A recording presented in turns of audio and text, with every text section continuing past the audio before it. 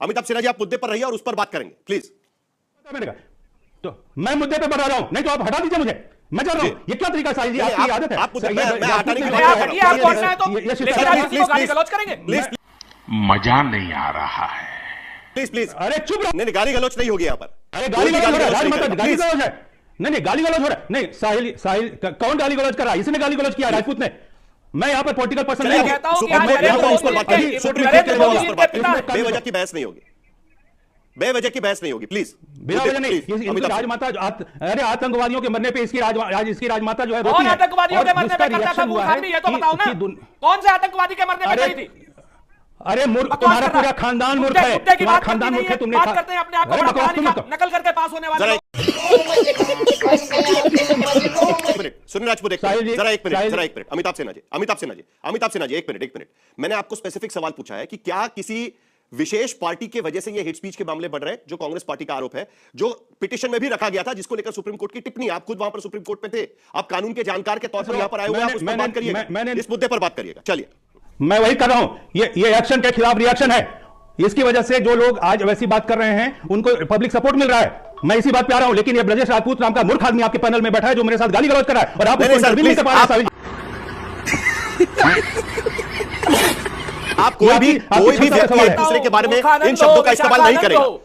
नहीं, कोई भी व्यक्ति इस तरीके के शब्दों का इस्तेमाल नहीं करेगा। मैं दोनों से रिक्वेस्ट करता हूं कि कृपया करके एक दूसरे के बारे में कोई विशेष टिप्पणी मत करिएगा। आप मुद्दे पर रहेंगे, एक दूसरे पर व्यक्तिगत टिप्पणी नहीं होगी। अमिताभ सिन्हा जी, मैं एक बार फिर आपसे पूछता हूं, आप कह रहे हैं कि एक्शन का रिएक्शन होता है, ऐसा कौन सा एक्शन था क्या जिसके वजह से हम ये कह सके कि किसी विशेष पद पर बैठे हुए व्यक्ति, संवैधानिक पद पर बैठे हुए व्यक्तियों को जो मन में आए वो बोलने का अधिकार मिलता है? और जिसको लेकर आप सुप्रीम कोर्ट में थे तो आपने ये सुना भी होगा जो सुप्रीम कोर्ट ने आज इसके बारे में कहा है। स्पेसिफिकली सुप्रीम कोर्ट की टिप्पणी इसके बारे में थी। सुप्रीम कोर्ट ने कहा कि इस तरीके की भाषा का इस्तेमाल नहीं होना चाहिए, और उन्होंने साफ शब्दों में कहा, सभी राजनीतिक दलों पर जोर दिया, पारस्परिक सम्मान, संवैधानिक नैतिकता को, सिद्धांतों का पालन किया जाना चाहिए।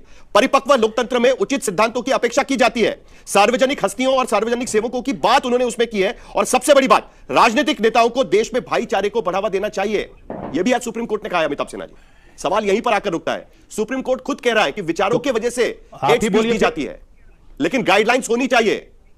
क्यों लगता है सुप्रीम कोर्ट को कि गाइडलाइंस होनी चाहिए? अमिताभ सिन्हा जी, तो आप ही बोलिए। मैंने जब कारण बताना शुरू किया तो आपका ये जो पैनलिस्ट है वो मेरे ऊपर में गाली गलौज कर रहा है, और आप बुरी तरह से असफल हुए उसको रोकने में या उसको म्यूट करने में।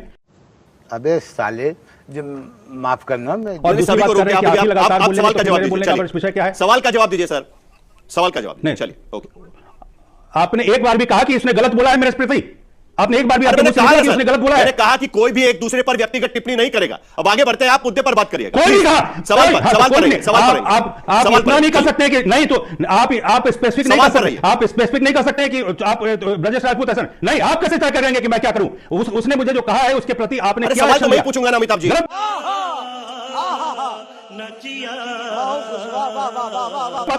सवाल तो मैं रिपीट करता हूं। सवाल सुप्रीम कोर्ट को इस तरीके से गाली क्यों करनी पड़ रही है? सुप्रीम कोर्ट को गाइडलाइंस क्यों बनानी पड़ रही है? क्यों आपको लगता है कि सुप्रीम कोर्ट को गाइडलाइंस बनानी पड़ रही है? क्यों गाइडलाइंस बनानी पड़ रही? सुप्रीम कोर्ट गाइडलाइंस बनाने के लिए नहीं, सुप्रीम कोर्ट ने ऑलरेडी गाइडलाइन बनाया हो रखा है। लेकिन सवाल यह उठ रहा है कि जब माहौल ऐसा खराब, विषाक्त किया, जहरीला किया है पिछली सरकारों ने, तो उसके खिलाफ में रिएक्शन में जब बाद में होगा तो उसको पब्लिक सपोर्ट मिलता है। मैं ये कारण करना चाह रहा हूं, और इसीलिए कोई भी पब्लिक विल के खिलाफ में न जुडिशरी जा सकती है न एग्जीक्यूटिव जा सकता है। इसीलिए माहौल को सुधारने के लिए सबसे पहले इन लोगों को सुधरना पड़ेगा जिन्होंने लगातार माहौल इसमें खराब किया है। अब एक चीज बताइए कि जो ओवैसी की पार्टी है, ओवैसी की पार्टी के लोगों ने कितने खतरनाक स्पीच दिए हैं। कांग्रेस ने लगातार कहा है कि देश के संसाधनों पर सबसे पहला अधिकार मुसलमानों का है। क्या ये हेट स्पीच के कैटेगरी में नहीं जाएगा? ये क्यों उन्होंने ऐसा बोला? प्रधानमंत्री ने बोला। ये सारी चीजें ऐसी हैं जिसके ऊपर में एक क्यों नहीं जाएगा? इसका मतलब मुसलमानों के खिलाफ हेट स्पीच नहीं हुआ कि हिंदुओं का अधिकार नहीं है? बताए। बिल्कुल जा सकता है ये भी। It is also matter of interpretation. यदि एक जो हेमंत बिश्व शर्मा की तरफ से जो स्पीच दिया गया, चाहता हूं, सुने। हेमंत बिश्व शर्मा की तरफ से जो स्पीच दिया गया, जो वीडियो ट्वीट किया गया और उसके बाद वो डिलीट कर दिया गया, वो वीडियो हेट स्पीच के अंडर नहीं आता है? आपको लगता है कि वो वीडियो हेट स्पीच के अंडर नहीं आएगा? वो नहीं आएगा हेट स्पीच के अंडर। देखिए, अभी जुडिशरी का मुख्यमंत्री पद पर बैठा हुआ आदमी जो मन में आए वो आप बोले तो दीजिए। आप साहिल जी, आप ही बोलिए, फिर मैं जवाब दूं। मैं कह रहा हूं कि जो सोनिया गांधी ने और मनमोहन सिंह ने जो कहा कि देश के संसाधनों पे पहला अधिकार मुसलमानों का है, उसके बाद चूंकि जुडिशियल एक्टिविज्म नहीं था इसलिए उसको डिलीट नहीं किया गया। लेकिन अभी और दूसरी बात मैं इतना ही कहना चाहता हूं लास्ट में कि कोई भी किसी भी तरीके का वैमनस्य देश में फैले ये उचित नहीं है, देश के हित में नहीं है। लेकिन इसका मतलब ये नहीं है कि आप सिर्फ एक हिंदुओं को दबाइए और मुसलमानों को कहिए कि तू तो मेरा सबसे विशेष व्यक्ति है। ये गलत बात है, इसी की वजह से ये रिएक्शंस हो रहे हैं। मेरा ये इतना ही निवेदन है कि सुप्रीम कोर्ट तो हेमंत बिश्व शर्मा ने जो वीडियो ट्वीट किया था, भारतीय जनता पार्टी असम ने जो वीडियो ट्वीट किया था वो सही था, आपका मानना है? रुको जरा, सबर करो, बोला धक्का बुक्की नहीं करने का, आराम से लेने का। और वो एक्शन को रिएक्शन जो आपकी व्याख्या है उसके आधार पर वो सही है, आपको लगता है कि वो ठीक है?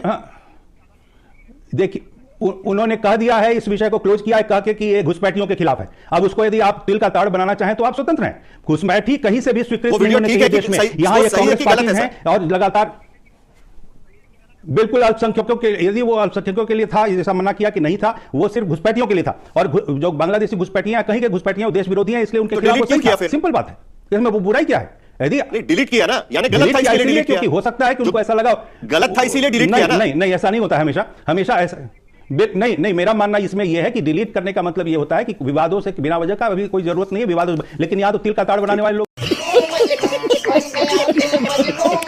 बैठे हैं। मेरा जब स्पष्ट मानना है कि उन्होंने जल्दी से आपका जवाब इस पर जो और मैंने आंकड़े भी यहां पर रखे हैं कि इस हेट स्पीच और नफरती भाषण के मामले में सभी पार्टियां कहीं ना कहीं शामिल है उसमें। सुनील राजपूत जी, सभी पार्टियां कहीं ना कहीं शामिल है। स्पष्ट कहता हूं, बिल्कुल सही बात है। मैं आपसे स्वीकार करता हूं कि समाज में ये बुराई आई है और वो बुराई हमारी पार्टी से सारी पार्टियों में आई है। कुछ नहीं, लेकिन जो सबसे बड़ी बात है साहिल भाई, आपको याद होगा, आपको ध्यान होगा कि अगर हमारे देश के सर्वोच्च पद पर बैठा हुआ व्यक्ति श्री नरेंद्र मोदी जी अगर वो हेट स्पीच को डिनाई कर दें, वो हेट स्पीच ना दें, तो किसी और की हिम्मत, हैसियत या हौसला नहीं है कि कोई हिंदू मुसलमान कर पाए। तू समझा? हाँ।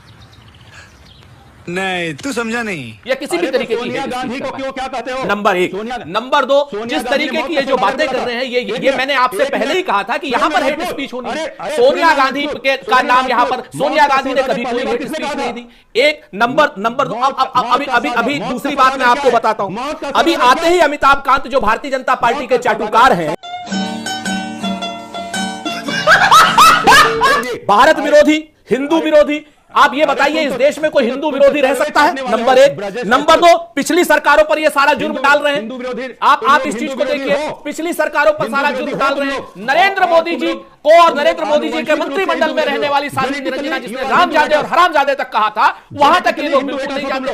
हेमंत बिश्व शर्मा पर ये लोग बिल्कुल नहीं जाते हैं। अभी आप आ जाइए, देखिए कितना झूठ बोलते। ओवैसी के भाई को हमने जो है जेल भेजा था, अकबरुद्दीन ओवैसी को, लेकिन इन्होंने नरेंद्र मोदी जी को जेल भेजा क्या? नरेंद्र मोदी को जेल में भेजा क्या इन्होंने? नंबर दो। नंबर तीन, जिन्होंने कहा कि संसाधनों पर अल्पसंख्यकों का या मुसलमानों का पहला हक है, वो झूठा साबित हो चुका है। प्राइम मिनिस्टर की आप ऑफिशियल वेबसाइट पे चले जाइए। इन जैसे हेटर्स, अमिताभ कांत जैसे हेट स्पीच देने वाले आज की डेट में सुप्रीम कोर्ट के वकील बने हुए हैं। ये एक शर्म की बात। जल्दी से मुझे संगीत रागी जी के पास भी जाना है, लेकिन उससे पहले अमिताभ सिन्हा जी, आप कुछ कहना चाह रहे हैं? बोलिए। मौत का सौदागर क्या कहते हैं? मौत का सौदागर का मतलब क्या होता है? क्या ये हेट स्पीच है? हेट स्पीच में है कि मौत का सौदागर? सोनिया गांधी ने नरेंद्र मोदी जी के लिए कहा कि तो बाकायदा कानून में वो किया, वो किसी संदर्भ में था। सीधी सी बात है। इंतजार करो। और नंबर दो, तो हमने तो सब पार्टियों को कहा, हम तो कहते हैं जो लोग इंतजार करो, आप इंतजार करो, तुम्हारी पार्टी जरा संक्षेप में दोनों से जवाब।